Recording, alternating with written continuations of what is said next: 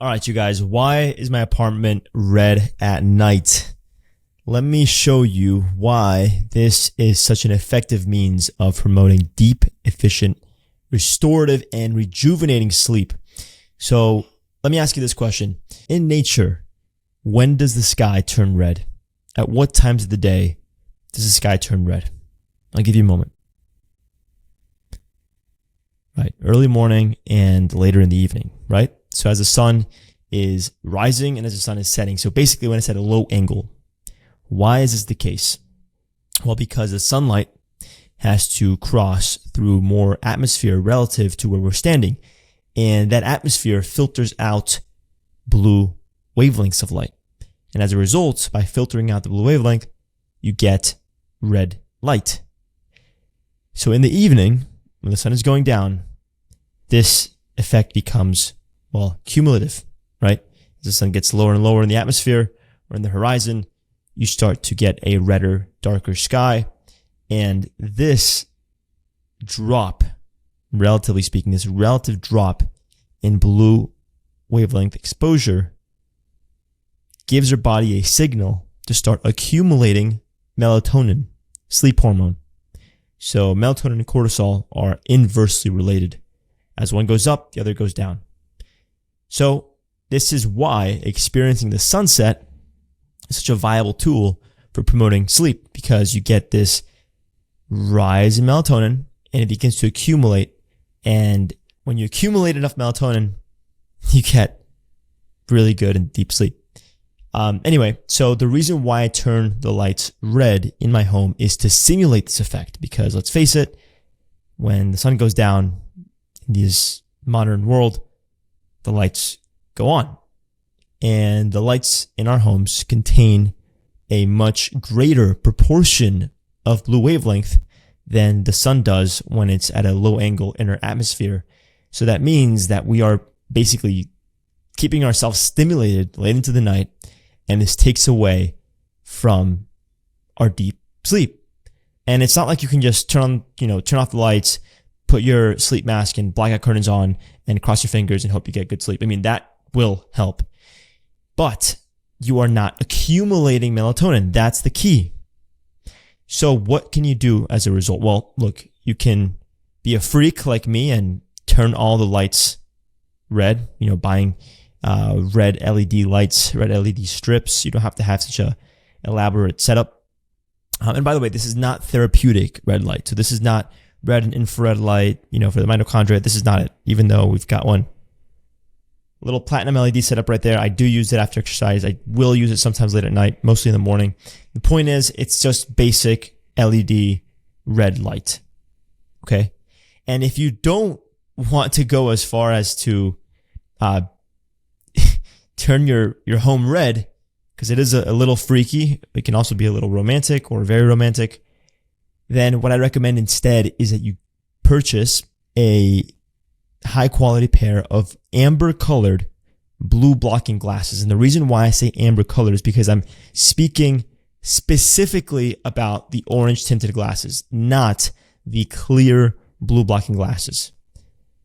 So if we actually look at the systematic reviews, these are studies of studies on blue blocking glasses, the literature is totally in favor of amber colored blue blocking glasses and totally against typical clear blue blockers. The clear blue blockers that reduce eye strain and promote good sleep, those are trash. They don't actually filter the blue wavelengths of light. Whereas the red and orange tinted, in the research, they're called amber colored blue blocking glasses.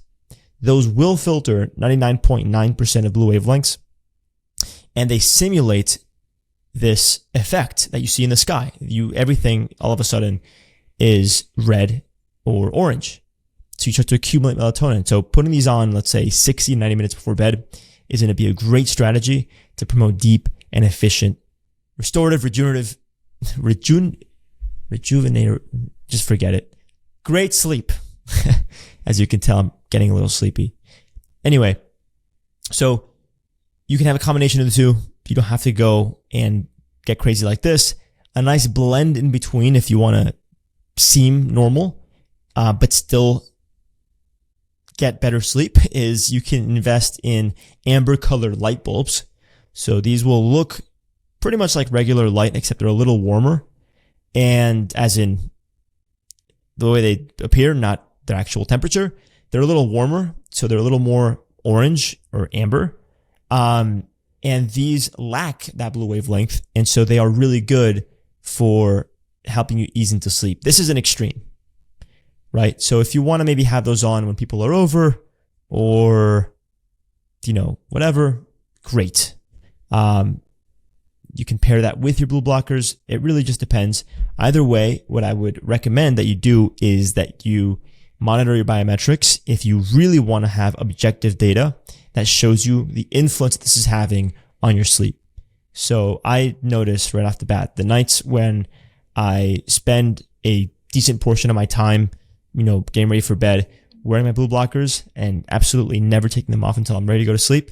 Those nights I get amazing sleep. And the longer that I wear the blue blockers, the better sleep that I get. It doesn't mean I wear them during the day. You don't want to wear them during the day. You want to actually have blue light during the day to stimulate you and keep you awake and productive and focused. So I put them on right around the time that the sun has gone down. So right now, I'm in Miami. It's, we're in October, month of October. So the sun sets at around, let's say 7:20 p.m. My blue blocking glasses are on around 8:30. So it's black, pitch black outside. 2-3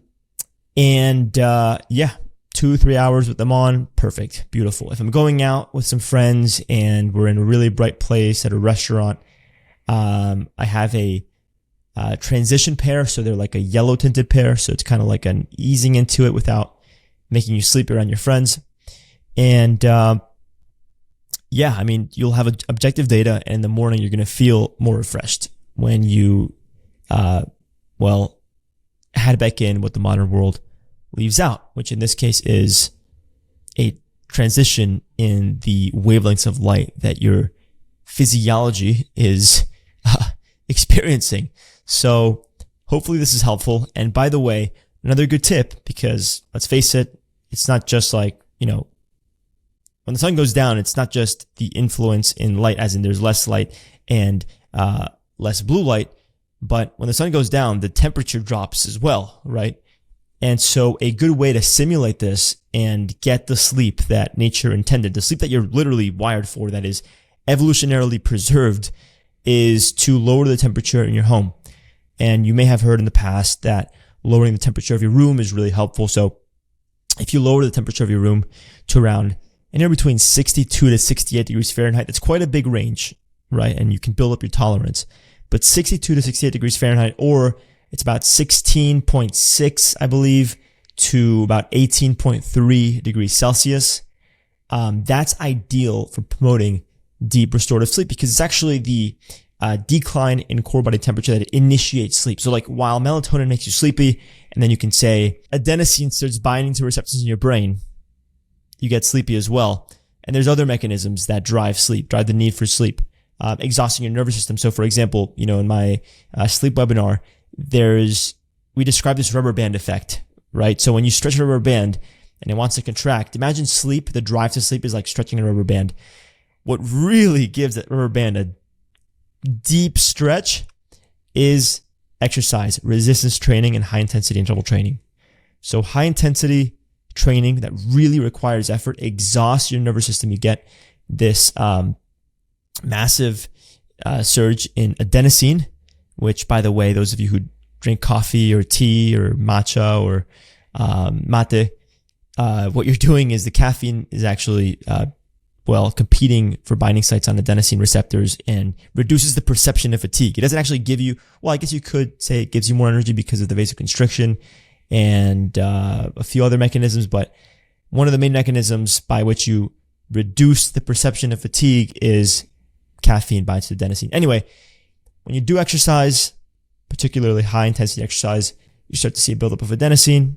You start to compensate, your autonomic nervous system compensates by putting you in a RIP in a deep parasympathetic rest, digest, and heal state. And then your core body temperature starts to drop. In addition to that, you're accumulating melatonin. So anyway, these are the mechanisms, but what actually initiates sleep is the decline in core body temperature. again, it's like a link to the sun and just how we're designed. So what you can do to biohack this, and again, to get the sleep that you need, and I hope I'm not being too redundant here, is lower the temperature of your room. If you, for whatever reason, don't feel comfortable doing this, or it's too expensive, or you don't have AC, then you can invest in a chili pad. You can get one for pretty cheap. I think they're like 100 to 150 on Amazon. And I mean, think about it. You're spending decades of your life, literally decades of your life asleep. You might as well get 10 to 20% better sleep. It has a massive compounding effect. So spend $100 on a chili pad if you don't have AC or aren't willing to lower the temperature of your room.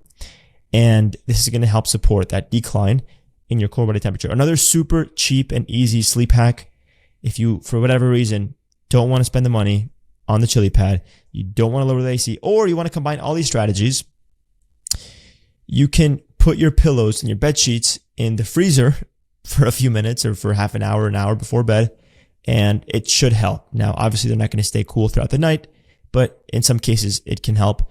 Another thing that you can do is invest in an 8-sleep mattress. These have a cooling effect or a heating effect, depending on what you like. And I think you can keep it separate between you and your partner. So you guys can each choose the temperature that is best suited for you. So my girlfriend likes to sleep on a little bit of the warmer setting. I mean, we don't have an 8-sleep, but she likes to be a little warmer for sleep. And I like to be as cold as possible. Like I said, my room's at 62 degrees Fahrenheit, and my girlfriend's like, and I'm like totally naked, and my girlfriend will be freezing with like a sweater on and wants me to cuddle her. So anyway, that's why my room is red. Hope that this is helpful, and hope that you guys are starting to take your sleep a little more seriously and making these small investments that have a compounding effect. I mean, wow. Even 5% better sleep goes such a long way. So if you guys like this video, be sure to drop a like and subscribe for more applied physiology. And let's keep discovering our science to optimize our lives. Yeah, and if I think it's, if you guys click, I'm probably going to end up adding a link somewhere in the video that gives you free access to the sleep webinar, so you can learn more. This is just, these are just a few points that I mentioned there. There's like 104 pages that are extremely valuable for deep and efficient sleep. All right, you guys, hope this helps, and have a lovely rest of your night.